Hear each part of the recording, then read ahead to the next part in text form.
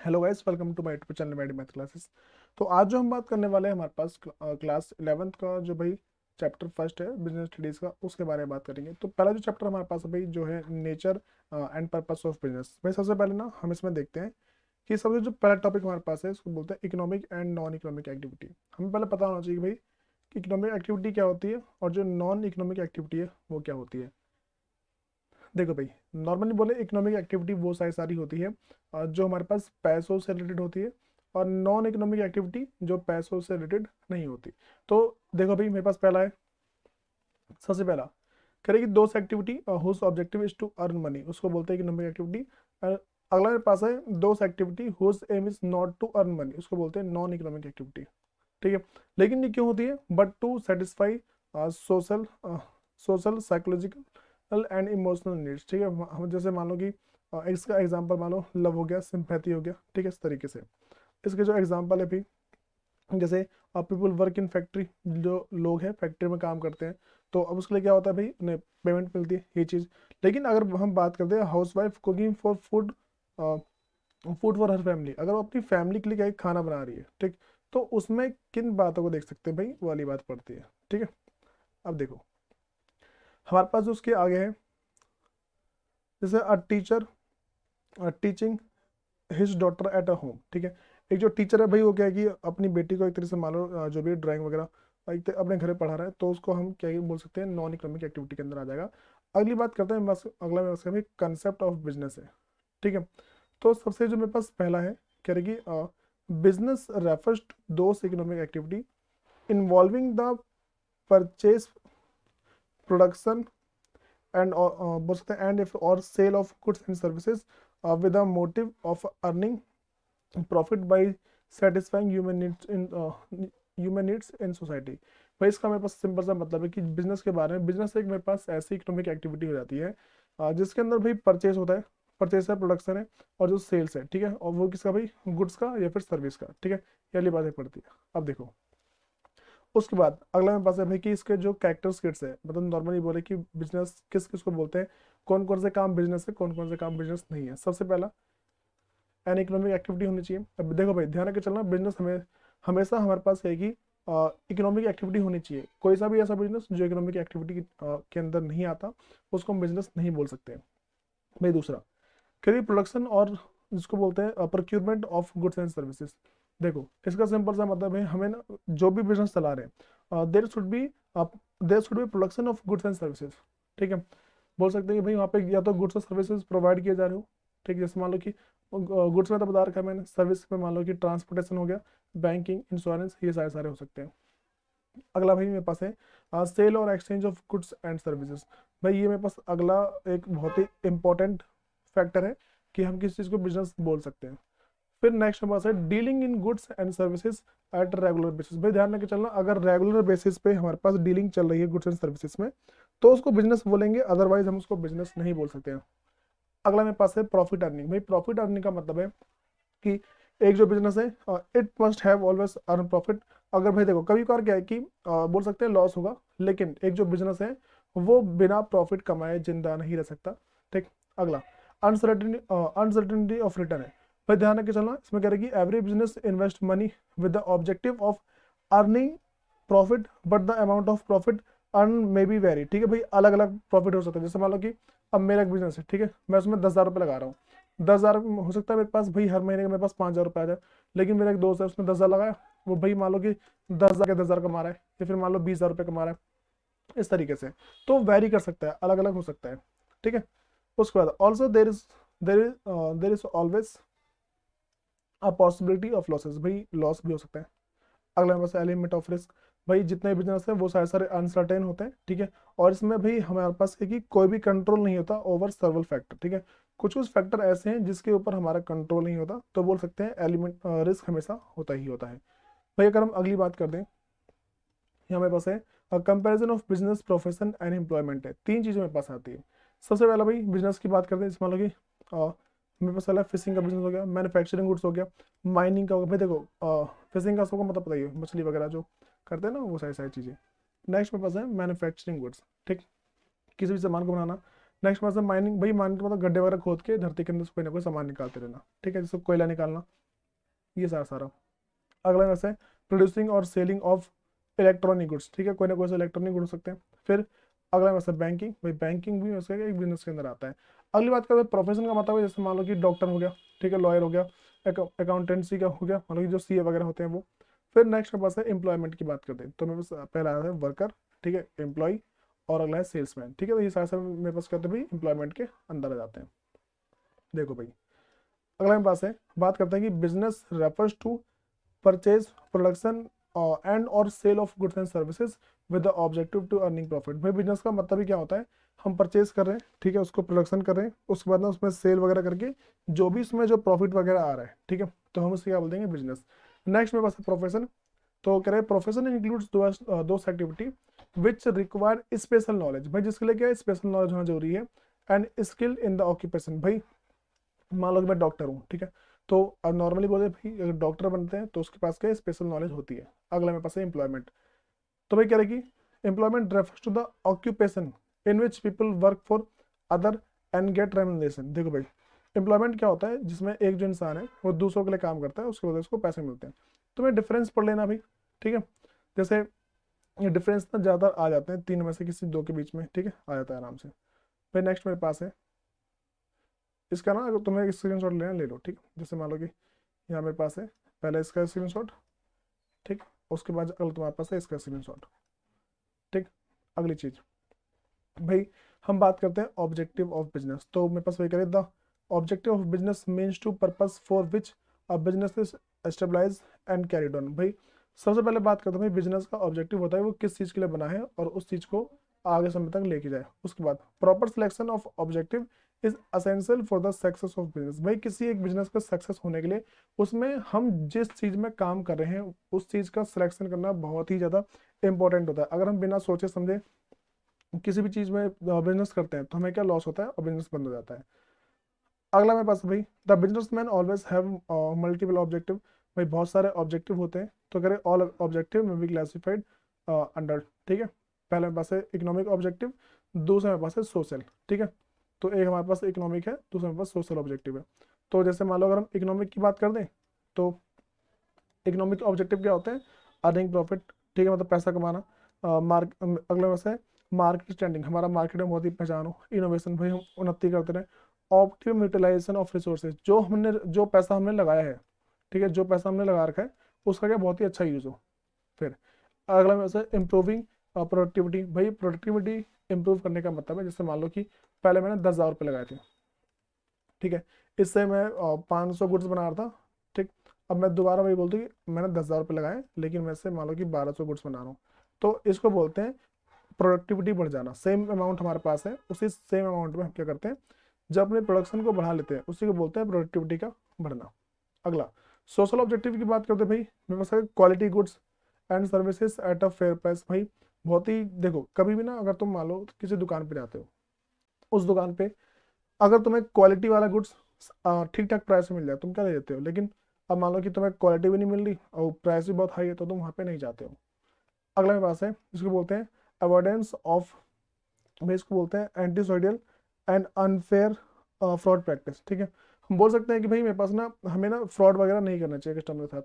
Next मेरे पास है जनरेशन ऑफ एम्प्लॉयमेंट, भाई जो सोशल जो अगला ऑब्जेक्टिव है हम क्या जब भी अगर हम बिजनेस चला रहे हैं तो उसमें सबसे बड़ी बात ये पड़ती है कि भाई हमें प्रॉफिट अर्न करने के साथ ना लोगों को जॉब भी देनी चाहिए। फिर अगला एम्प्लॉय वेलफेयर, भाई हम जो हमारे एम्प्लॉय है हमें उनके भले के बारे में सोचना चाहिए। अगला वैसे कम्युनिटी सर्विस, भाई हमें लोगों के ना भले के लिए या फिर बोलते हैं जो हमारे आसपास के लोग हैं उन सबको भी कुछ ना कुछ सर्विस देनी चाहिए। तुमने देखा होगा कोई जो फैक्ट्री होती है, ठीक है, फैक्ट्री के बाहर ना तुमने देखा होगा वाटर टैंक लगा होता है ताकि लोग आए पानी पिए, ठीक है, या फिर बहुत सारे लोग तो ये मान लो मीठा पानी लगवा देते हैं, ठीक है, फिर मतलब बिस्लरी का साफ पानी लगवा देते हैं, देख लेना, ठीक है, ऐसा होता है। अगली बात करते हैं ऑब्जेक्टिव, मैंने बता दिया भाई इकोनॉमिक ऑब्जेक्टिव क्या होते हैं, अर्निंग प्रॉफिट होता है, ठीक है। उसके बाद नेक्स्ट मैंने बताया भाई कि मार्केट स्टैंडिंग है, ठीक है, इनोवेशन है, फिर ऑप्टिमम यूटिलाइजेशन ऑफ रिसोर्सेज, और लास्ट में पास है इम्प्रूविंग प्रोडक्टिविटी, ठीक है। नेक्स्ट जो मेरे पास है भाई इसको बोलते हैं सोशल ऑब्जेक्टिव, इसमें जो मेरे पास पहला है quality of goods and services at a fair price, इसका एग्जाम्पल बता दिया भाई मैंने, ठीक है, देख लेना इसका। उसके बाद जो अगली बात करते हैं, avoidance of anti social and unfair trade practice है, ठीक। फिर अगला हमारे पास है जनरेशन ऑफ एम्प्लॉयमेंट, भाई एम्प्लॉयमेंट जनरेट करनी चाहिए। फिर नेक्स्ट हमारे पास है एम्प्लॉय वेलफेयर, हमें अपने जो एम्प्लॉय है उनके बारे में सोचना चाहिए। कम्युनिटी सर्विस, भाई जो भी हमारे आसपास के लोग हैं, ठीक है, उनके लिए क्या है कि कोई ना कोई सी सर्विस हमें प्रोवाइड कर देनी चाहिए। अगली बात करते हैं भाई role of profit in business, इसका मतलब है कि प्रॉफिट जरूरी क्यों है हमारे बिजनेस के लिए। सबसे पहला भाई मेरे पास है फॉर लॉन्ग सर्वाइवल, अगर हमें अपने बिजनेस को बहुत ही लंबे समय तक लेके जाना है तो भाई profit is one of the most important factor. अगला मेरे पास है फॉर ग्रोथ एंड एक्सपेंशन, अगर हमें अपने प्रॉफिट, अगर हमें बिजनेस का ग्रोथ करना है, ठीक है, या फिर उसको एक्सपेंड करना है, बड़ा करना है, तो प्रॉफिट ज़्यादा नेसेसरी है। अदरवाइज हम अपने प्रॉफिट को क्या है कि बढ़ा नहीं पाएंगे, क्योंकि एडिशनल कैपिटल की जरूरत पड़ जाती है। अगला मेरे पास है फॉर इंक्रीजिंग एफिशिएंसी, भाई अगर हमें अपने काम में एफिशिएंट होना है, ठीक है, उसके लिए प्रॉफिट होना बहुत ज़्यादा जरूरी है। एफिशिएंट का मतलब है कि बहुत ही अच्छे तरीके से काम करना। नेक्स्ट मेरे पास है for building prestige and recognisation, ठीक है, इसका मतलब भाई समाज में ना, जैसे बोल सकते हैं कि लोगों के मन में अपनी ये मान लो अपनी कंपनी की छवि बनाने के लिए, ठीक, आप बोल सकते हैं अपनी एक गुडविल बनाने के लिए हमें प्रॉफिट की जरूरत पड़ जाती है, ठीक है। अब भाई एक हमारे पास इसका पूरा वही है, ठीक है, कि नॉर्मली बोले तो मेरे पास ना जो बिजनेस एक्टिविटी की बात करते हैं, बिजनेस एक्टिविटी में दो तरीके से होती है। पहले मेरे पास इंडस्ट्री, जिसमें बोलते हैं deal with the production of goods और सर्विसेज, ठीक है। फिर मेरे पास अगला commerce, deal with the distribution of goods and service. अगर हम पहले से बात करते हैं इंडस्ट्री में, तो भाई इसमें तीन सेक्टर है, प्राइमरी, सेकेंडरी एंड टेरेटरी, ठीक है। तो प्राइमरी को बोलते हैं इंडस्ट्री बोलते हैं, सेकेंडरी को भी इंडस्ट्री है, ठीक है। मेरे पास जो तीसरा है और टेरेटरी, इसको बोलते हैं सर्विस सेक्टर बोलते हैं, ठीक, या फिर इसको सर्विस इंडस्ट्री बोल सकते हैं। और अगर हम कॉमर्स की बात करते हैं, सबसे पहले मेरे पास है ट्रेड के बारे में, ठीक है। ट्रेड मेरे पास दो तरीके से है, पहले मेरे पास है इंटरनल ट्रेड। देखो पहले हम ना बात करें इंटरनल ट्रेड क्या हो जाता है। इंटरनल ट्रेड का मतलब अपने देश के अंदर बिजनेस चलाना चलाना, ठीक है, जिससे पहले मेरे पास आता है होलसेलर, ठीक है, फिर मेरे पास अगला है रिटेलर, ठीक। और अगर एक्सटर्नल की बात करते हैं, इसमें मेरे पास है इम्पोर्ट, मतलब कि इम्पोर्ट का मतलब है दूसरे देश से सामान मंगवाना, ठीक है। एक्सपोर्ट का मतलब है दूसरे देश में जाके सामान बेच देना। और इंटरपोर्ट का मतलब है एक देश से खरीदा और किसी दूसरे देश को बेच दिया। मान के चलो भाई ये भारत है, ठीक है, भारत ने अमेरिका से सामान खरीदा और पाकिस्तान को बेच दिया, ठीक है। भारत गया उसके पास सामान लिया, यहाँ जाके बेच दिया, ठीक। और जो बीच में प्रॉफिट आया उसको अपने पास रख लिया, इसको बोलते हैं इंटरपोर्ट, ठीक। अगला मेरे पास है भाई, इसको बोलते हैं AIDS, इसको बोल सकते हैं, हाँ भाई, जिसको हम बोलते हैं हाँ भाई वैसे नॉर्मल इसको ना ऑक्सिलरी ऑक्सिलरीज बोलते हैं, ठीक है। ऑक्सिलरीज टू ट्रेड है, ठीक है, उसको हम एड्स टू ट्रेड भी बोल सकते हैं। पहला मेरे पास है ट्रांसपोर्टेशन, ठीक है भाई, नॉर्मली बोलते हैं इसमें सारे सारे सर्विस वाले आ जाते हैं। तो पहले में उसका भी ट्रांसपोर्टेशन है। ट्रांसपोर्टेशन का मतलब क्या होता है, सामान को एक जगह से दूसरी जगह लेके जाने के लिए हमें जिन चीज़ की जरूरत पड़ती है, ठीक है। दूसरा मेरे पास है, देखो भाई बोलते हैं ब्रेकिंग है, ब्रेकिंग एंड फाइनेंस है। तो नॉर्मली वैसे ये बैंकिंग है, ठीक है, बैंकिंग एंड फाइनेंस है, हमें क्या है कि पैसों की जरूरत पड़ती है। अगर हम पैसों की बात कर दें, ठीक, तो वो सारे सारे भी हमारे पास क्या है, इसी के अंदर आता है।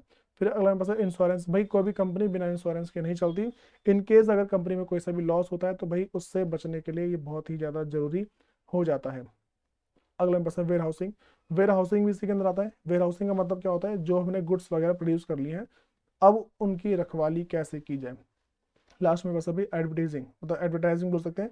एडवर्टाइजिंग का मतलब क्या होता है कि अगर हम अपने बिजनेस को चला रहे हैं, अपने बिजनेस को चलाने के लिए हमें एडवर्टीजमेंट करना जरूरी होता है, so as to aware the people about our goods and services, ठीक। अब भाई इसकी बात करते हैं कि प्राइमरी सेक्टर में क्या होता है, इसको बोलते हैं एक्सट्रैक्टिव, या फिर होता है कि जिसको बोलते हैं जेनरिक, ठीक। ये सारी सारी चीज़ें मेरे पास। तो एक्सट्रैक्टिव के अंदर क्या होता है भाई, हम क्या करते हैं धरती के अंदर से कोई ना कोई सामान निकालते हैं, और जनवरी के अंदर भी जो हमने सामान निकाल लिया उसकी पैदावार करते हैं। जैसे मान लो जनवरी के अंदर मेरे पास आता है गेहूं वगैरह का उत्पादन करना, ठीक। और सेकेंडरी में आता है मैन्युफैक्चरिंग, ठीक है, जो हमने जो कच्चा माल है उसको तैयार माल में बदलने के जो प्रोसेस है उसको बोलते हैं मैन्युफैक्चरिंग। और जो कंस्ट्रक्शन है, जो धरती के अंदर सामान निकाला है उससे बिल्डिंग वगैरह बनाना, ठीक है।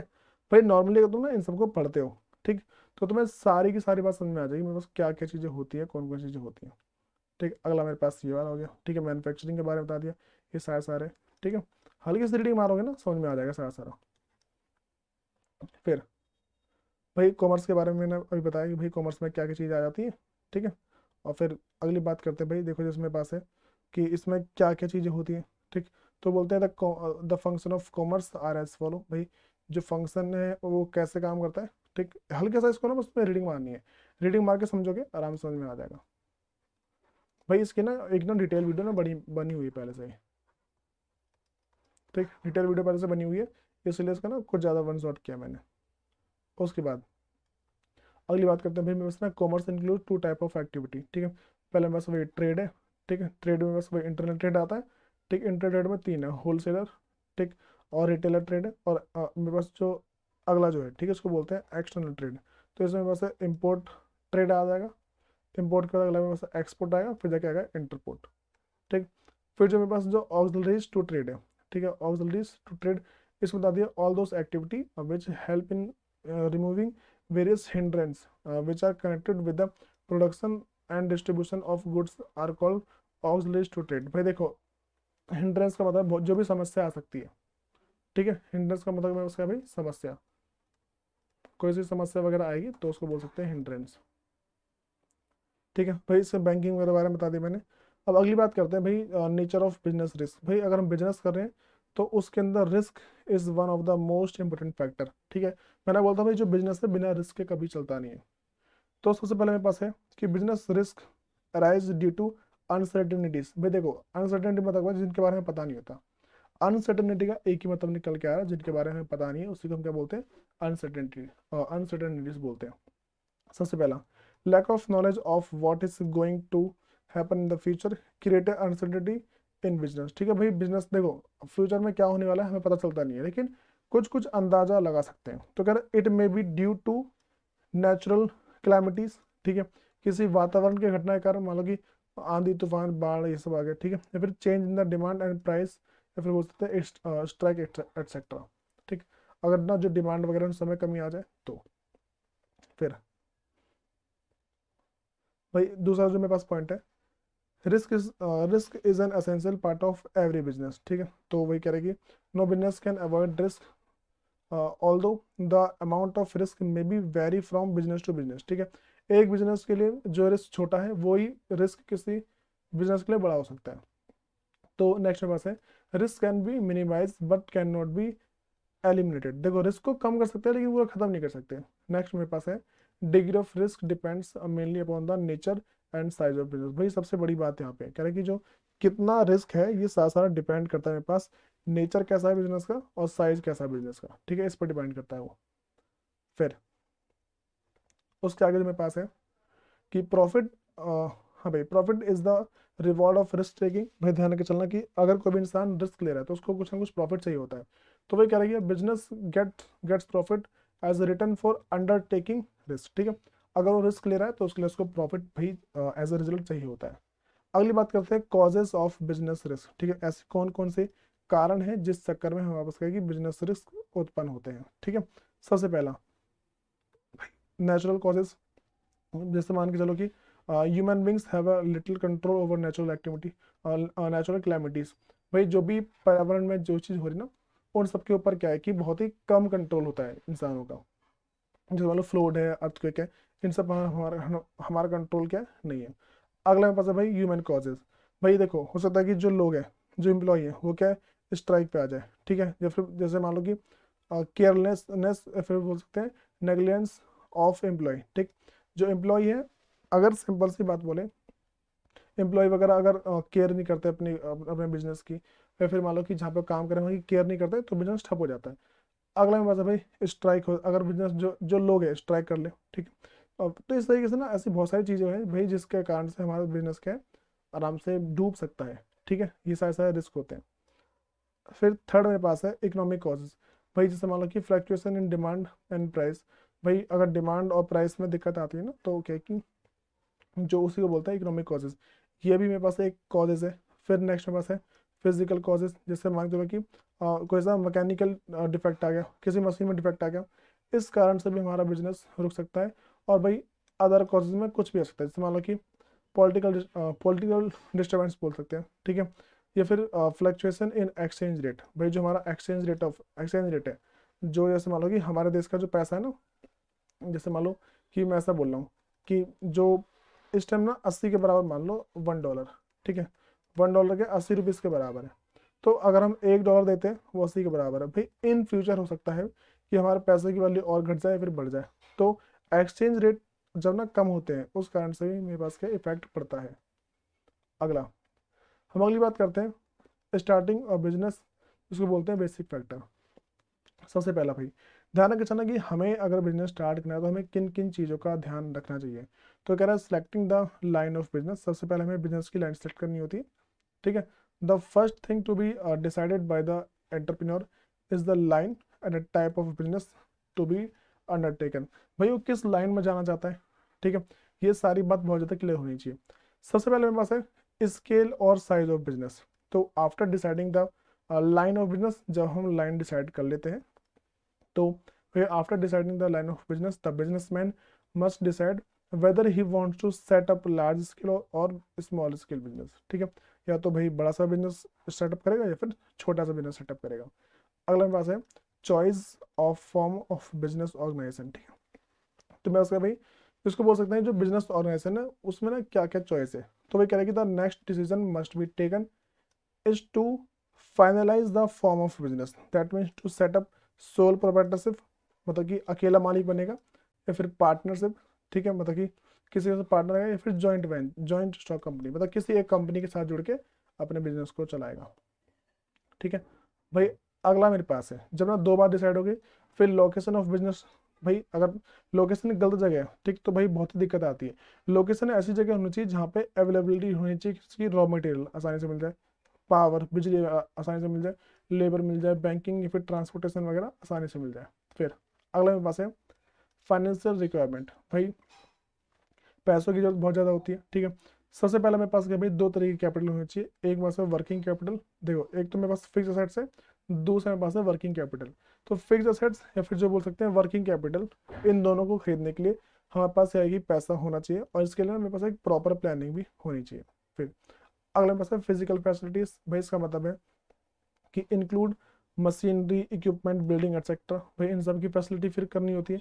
फिर अगला बस है प्लांट लेआउट, ठीक। तो भाई हम जो भी प्रोडक्ट वगैरह बना रहे हैं उसको कैसा बनाएंगे, कह रहे हैं showing the physical arrangement of machine and equipment needed to be manufacture a product, ठीक। तो एक प्रोडक्ट को बनाने के लिए जो भी मशीन वगैरह चाहिए वो उन सब की जरूरत पड़ती है, ठीक है। उन सबको भी हम छठे पॉइंट को लेके चलते हैं।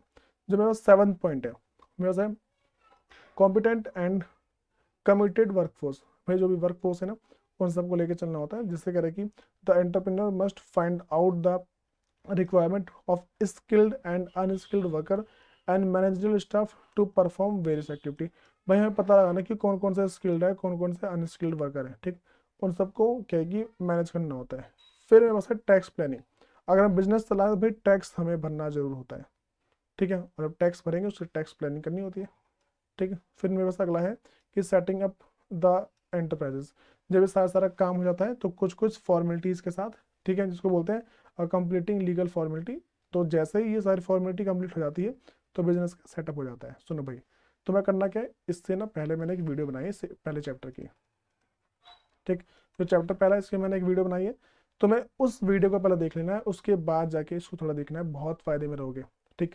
उसके बाद जो भी तुम्हारे पास जो भी बुक है, ठीक, वो सारी की सारी बुक के जो तुम्हारे पास क्वेश्चन आंसर है ना वो सारे सारे प्रैक्टिस करनी। कैसे करो भाई प्रैक्टिस, जैसे ये जो चैप्टर है, ठीक, पहले उसकी वीडियो देख लो अच्छे से, जितने भी नोट्स हैं इसको लिख के पढ़ लो। भाई तुम्हें हर चैप्टर को कम से कम एक दिन तो देना है, तभी तुम्हारे मार्क्स खिल सकते हैं, वरना बिजनेस स्टडीज में बच्चे बहुत अटकते हैं, ठीक। इन सबको कर लेना, उसके बाद देखते हैं इसकी नेक्स्ट क्लास के अंदर। धन्यवाद।